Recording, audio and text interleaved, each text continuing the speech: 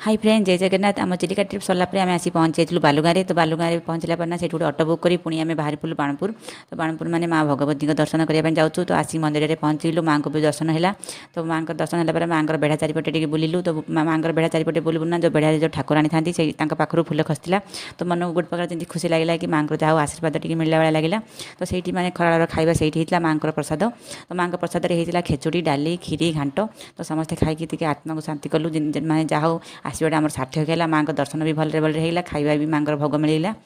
तो सेठी खाला पर ना टी पोछापोछी मैंने जहाँ भोग टे पड़ी ना पाद बाजी जो तो पोछापोछी करदेली तो सेठी ना किसी कुकुर बुलूले तो पाखु पड़ाइले तो से गुणा देखली मो पर्स गोटे छोट बिस्कुट पैकेट था तो दिज जन देदेली दिज खुशी खाइले पुणी आम रिटर्न हो मैंने स्टेशन को तो स्टेशन ट्रेन आसापी टाइम था तो मो झील टी रिल करूला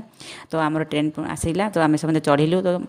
भाग्यवश तो ट्रेन सीट मिलानी तो समझे ठिया ठिया आसिक आम पहुँचलु ब्रह्मपुरी तो आज वीडियो एति वीडियो भल लगे